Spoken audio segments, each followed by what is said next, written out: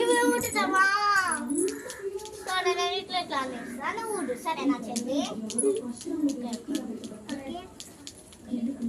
Okay అక్క.